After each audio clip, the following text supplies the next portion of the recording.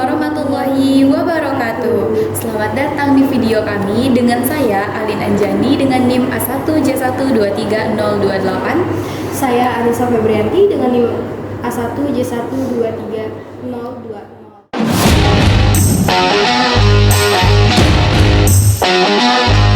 Kami dari Prodi Ilmu Sejarah, Fakultas Keguruan dan Ilmu Pendidikan. Kira-kira kita hari ini mau ngapain nih? Jadi hari ini itu kita akan membahas salah satu peradaban yang paling tua dan paling memukau di dunia, yaitu peradaban Mesir kuno. Wah, kayaknya menarik banget nih. Kira-kira di dalam video ini kita mau bahas apa aja sih, Lin? Bener banget Nisa. Jadi topik kita hari ini sangat lengkap loh. Mulai dari kehidupan masyarakatnya, sistem kepercayaannya, sampai warisan sejarah yang masih berpengaruh hingga saat ini.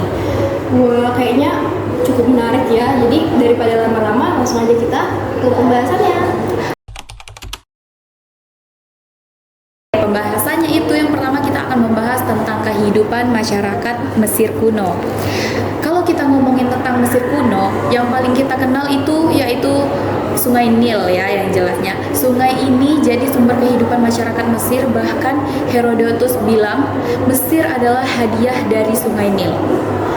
Bahkan setiap tahun Sungai Nil ini meluap dan membawa endapan subur. Nah, dari situlah mereka bisa bercocok tanam, baik itu tanaman gandum, bale, sampai rami untuk pakai mereka sehari-hari. Tapi kalau kita lihat dari struktur sosialnya juga menarik loh. Mereka punya sistem hierarki yang sangat ketat. Paling tinggi itu tentu saja Fir'aun.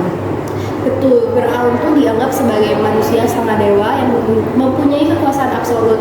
Kalau kita bayangin segitiga nih, Fir'aun tuh ada paling atas. Terus di bawahnya ada pejabat pemerintah, imam, bangsawan, lalu para pedagang pengrajin, dan di bawahnya juga ada petani dan buruh.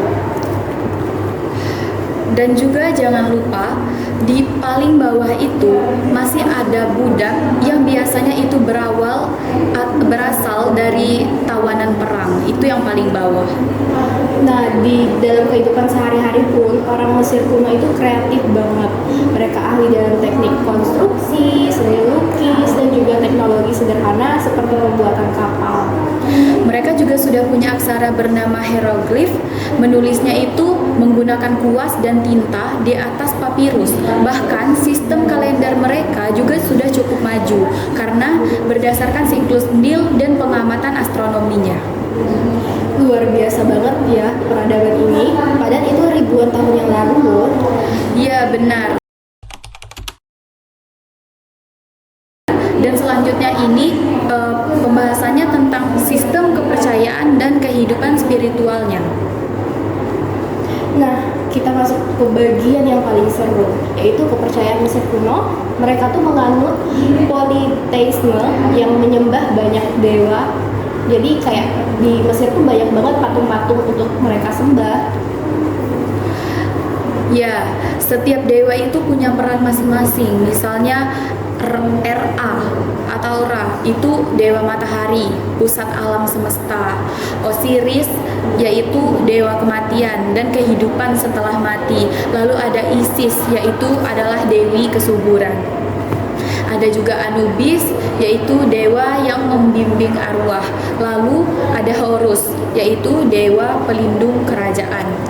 Selain itu, hubungan antara agama dan pemerintahan mereka itu kuat banget. Fir'aun tuh dipercaya sebagai titisan Horus di bumi, jadi perintah Fir'aun tuh dianggap suci. Jadi kayak Fir'aun tuh ya dewa segala dewa bagi mereka gitu. Nah, yang paling menarik ini adalah kepercayaan tentang kehidupan setelah matinya. Mereka yakin bahwa setelah meninggal itu manusia akan hidup kembali di alam baka. Tetapi harus melewati pengadilan Osiris dulu, yaitu upacara penimbangan hati. Benar, kalau hati seseorang lebih ringan dari bulu kebenaran atau yang mereka sebut ma'at, itu dianggap orang baik. Tapi kalau lebih berat, arwahnya akan dimakan oleh monster bernama Amit. Ngeri juga ya. Iya ya, karena itulah muncul tradisi murni, tradisi mumi. Mereka memumiakan jenazah agar tubuh di akhirat. Proses mumifikasi itu juga sampai 70 hari. Ada pembuangan organ tubuh, pengeringan dengan natron, lalu dibungkus kain. Jenazah juga dikubur bersama harta, makanan, dan buku kematian. Itu tadi pembahasan yang tadi. Itu selanjutnya kita membahas tentang arsitektur dan pencapaian di Mesir kuno. Nah, kalau bicara warisan Mesir, pasti kita ingat piramida. Betul banget, Lin. Piramida Giza misalnya dibangun untuk Firaun Khufu, ukurannya luas, biasa, dan dibuat tanpa teknologi modern. Ini bukti kecerdasan teknik mereka loh. Selain piramida, juga ada Sphinx, Ya. sebuah patung dengan tubuh singa dan kepala manusia, lambang kekuatan dan kebijaksanaan pemimpin. Mesir juga berjasa dengan perkembangan kedokteran. Mereka sudah melakukan operasi sederhana, menggunakan obat herbal, dan punya pengetahuan anatomi dan proses mumifikasi. Dalam bidang ilmu pengetahuan, mereka ahli matematika, arsitektur, dan astronomi. Kalender mereka juga jadi dasar kalender modern, 365 hari. Keren banget ya mereka, pada peradaban zaman dulu. Kayak sekarang tuh udah keren banget. Kayak kalau di Pikir, iya pikir kayak mereka lebih maju daripada zaman kita sekarang ya. jadi selanjutnya itu ada pembahasan tentang warisannya, warisan bagi dunia modern. Di Mesir kuno ini nggak cuma bangunan megah aja, tapi juga pengetahuannya besar yang kita pakai sampai sekarang. Seperti yang kita omongin tadi, kayak mereka kayaknya lebih maju daripada kita. Ya. Nah, contohnya itu dari sistem penulisan, cikal bakal kajian linguistik, perhitungan geometrinya, membantu pembangunan modern, konsep kedokteran awal, berkembang jadi ilmu medis, tata kelola pemerintahan dan hukum, seni dan simbolisme yang menginspirasi budaya dunia.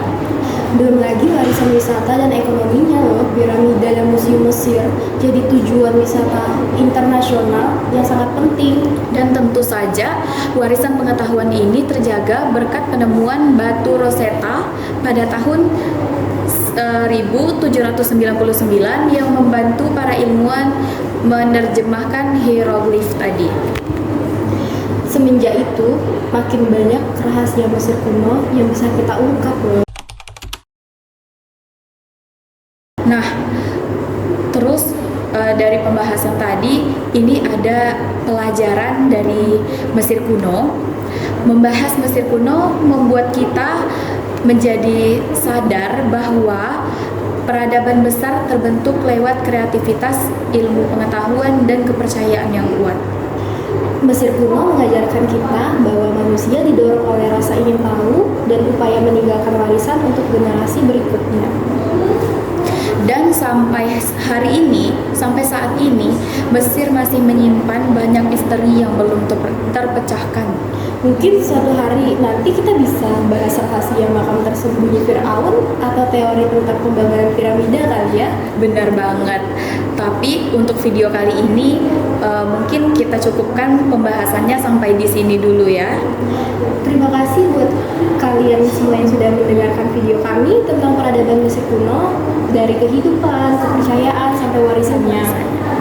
Sampai jumpa di video berikutnya. Terima kasih telah menyaksikan. See you. Assalamualaikum warahmatullahi wabarakatuh. Bye bye.